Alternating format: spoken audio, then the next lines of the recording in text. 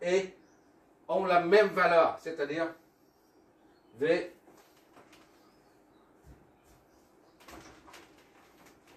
puisqu'il y a une continuité ici et là, ou ici, un peu inférieur à 3 ou un peu supérieur à 3, ou bien un peu inférieur à 1 et un peu supérieur à 1. On met V1 T est égal à V2T, la continuité, d'accord? Quand T est égal à 1 seconde, ici il y a une rupture là, mais la tension continue. 1 seconde. V1 est égal à V2. Bon, on va traduire ça. V1 de 1 à 1 seconde est égal à, on remplace dedans, 15 10 puissance 3, 1 au carré, d'accord? V2 à 1, toujours V2 à 1, est égal à, ici là, V2 on remplace par 1, moins 15 000 T2 fois 1 au carré, d'accord, plus 700 000 fois T, c'est 1, plus K, d'accord. Il y a continuité en 1 pour les deux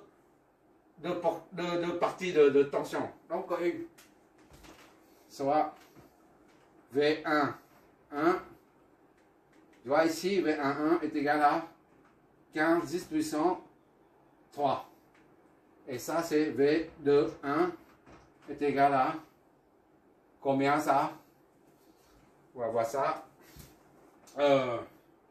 Moins 15 10 puissance 3 plus 60 000 plus K. Voilà. Puisqu'on a dit que ça, V1 est égal à V2 quand T est égal à 1. Donc, il suffit de égaliser les deux expressions. C'est-à-dire 10 V1, 1 est égal à V2, 1. Ça implique 15 10 puissance 3 est égal à moins 15 10 puissance 3 plus 6 10 puissance 4 plus K. Et à partir de là, on déduit K. Tout simplement. D'accord? K est égal à 10 10 puissance 3 plus 10 10 puissance 3, 15, qu'est-ce que je rajoute? Moins 6 10 puissance 4. D'accord? K est égal à 10 puissance 3 plus puissance 3 moins 10 puissance 4, voilà. C'est égal à 30 10 puissance 3 moins 6 10 puissance 4. Ça fait combien ça? 3 10 puissance 4. Bah oui. Moins 6 10 puissance 4. K est égal à moins 3 10 puissance 4. D'accord?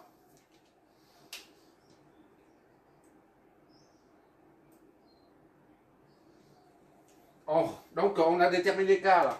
Il suffit de reprendre l'équation et terminer. Donc V2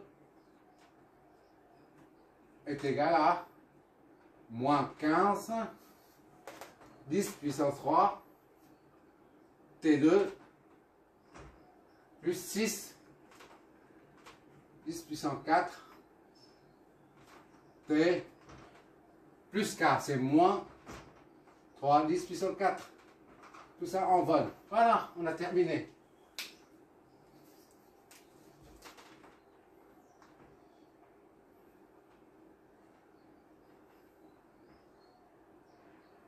C'est pas compliqué. V1, V2.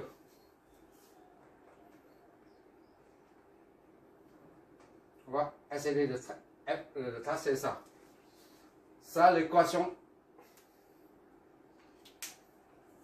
On va tracer les deux.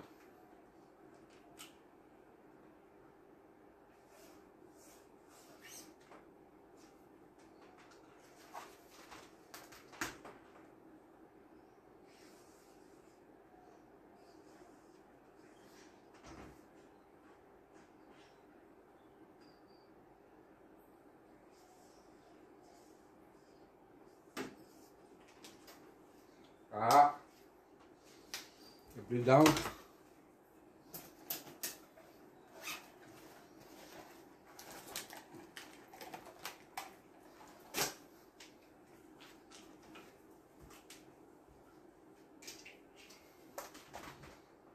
Ça serait très importante la propriété de continuité. On se débrouille en fait. Quand c'est que... Bon. Là, on a T en seconde. Là, T en seconde. Ça, c'est I, ST. D'accord? Et ça, c'est VT.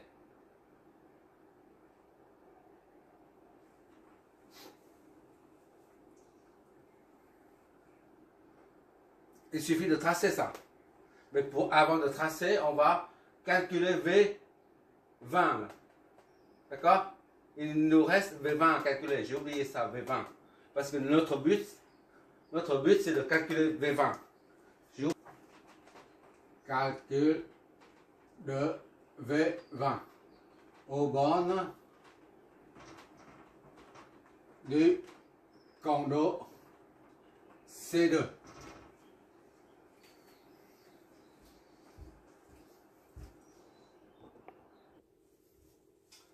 J'ai pas assez de place. On va utiliser le pompe diviseur de tension.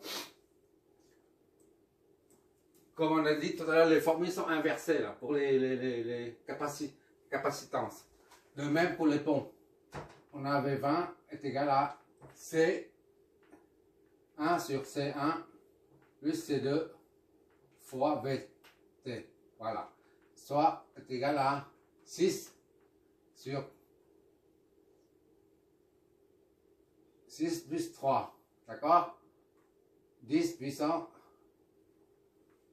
Ça, c'est pas la peine. 10 puissance moins 6 fois VT.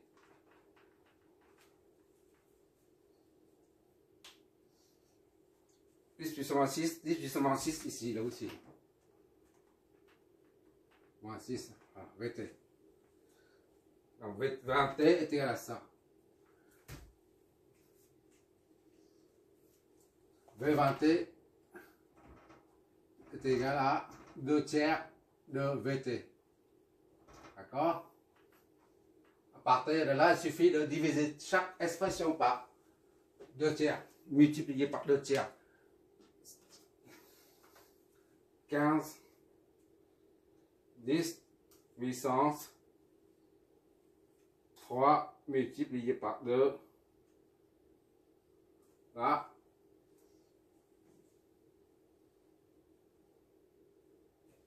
V2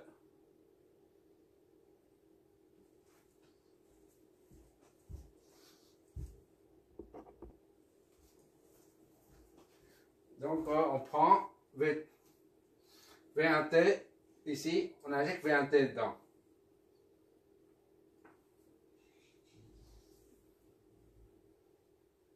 Pour le premier, V1T, V pour tout T appartient à 0 et 1, on a V20 est égal à V20.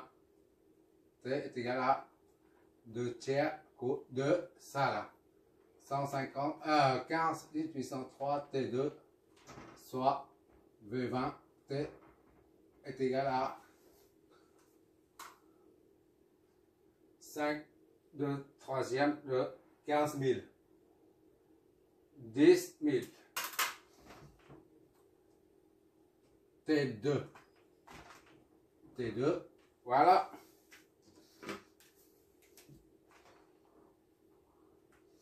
Et l'autre, deuxième, c'est quoi? C'est ça. V2. Pour deuxième intervalle. T appartient à 1 et 2. On a V20T est égal à 2 tiers multiplié moins 15, 10 puissance 3 T2 plus 6 puissance 4 T moins 3, 10 puissance 4, soit V20T pour deuxième segment, d'accord? Ça donne combien ça? 2 tiers fois moins 15, 10 puissance 3, moins 10 000. Moins 10 000. T2. On va écrire en bas. V20, T est égal à moins 10 000 T2. Ça fait 6 fois 2, 6 divisé par 3, ça fait 2, 2, 4. Plus 4, 10 puissance 4, T fois moins 3 divisé par 3, ça donne 1, 2, 10 puissance 4 et 20. Voilà.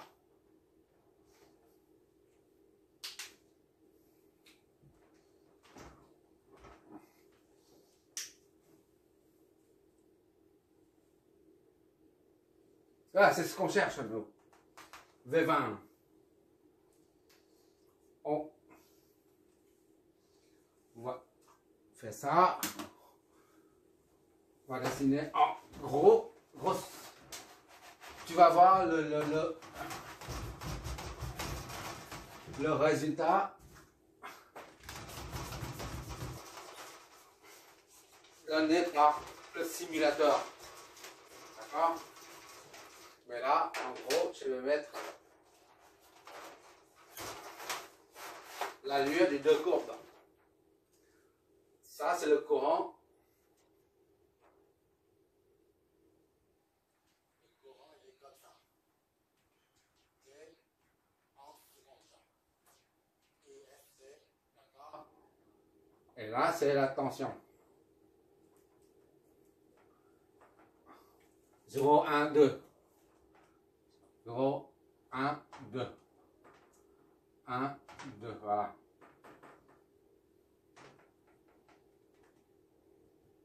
Qu'est-ce que ça nous donne? Le courant, il est comme ça, c'est connu. D'accord? 0,06 ampères. Tandis que ça, c'est, on dessine seulement ça. C'est comme ça. Il coupe une parabole. Ça fait ça. Ça part de T au carré, ça fait ça. Une parabole, et ça monte comme ça. D'accord? Il y a une continuité. Ici, au courant, pour les courants, il n'y a pas de continuité. Il y a une discontinuité. Ça descend de façon brute, là. Il y a un angle. Et de droite, ça forme un angle. Lorsqu'il y a un angle aigu ou obtus, peu importe, c'est qu'il y a une discontinuité. Tandis que là, il n'y a pas de discontinuité, il n'y a pas d'angle. Donc c'est continu. Ici, c'est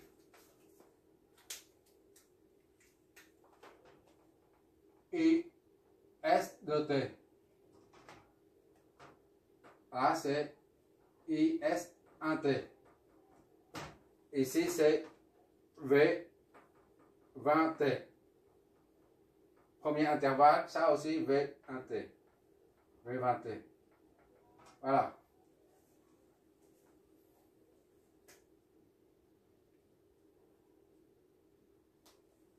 Ah, je mets en évidence.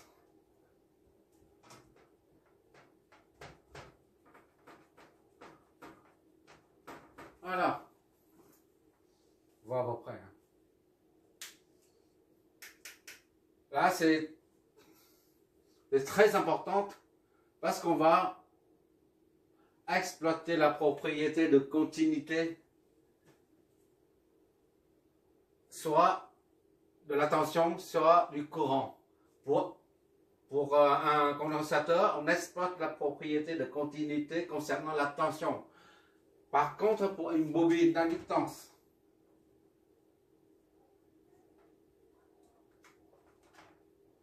on va exploiter la propriété de continuité du courant. Parce que lorsqu'on ferme ou on ouvre un interrupteur d'une bobine, Et on ne peut pas annuler instantanément le courant. Mais les tensions s'inversent. Voilà. C'est la loi de Lenz. Loi de Lenz. Loi de Lenz. Comme ça, je crois. De Lenz. Loi de Lenz. Je sais pas trop comment. De Lenz. Loi de Lenz. De Lenz, comme ça. Enfin, bref. Pour un condensateur, on exploite la continuité de la tension à ces bornes. Pour un condensateur, pour une bobine d'inductance, on exploite la propriété de continuité du courant à ces bornes. Parce que le courant, comme s'il y a un courant qui empêche celui-là de diminuer. Donc, on va exploiter ça. Ça reste tel quel après fermeture ou l'ouverture. Tandis que ça, la tension reste constante après fermeture ou l'ouverture du circuit. Bon, ça sera tout pour aujourd'hui. Merci d'avoir regardé.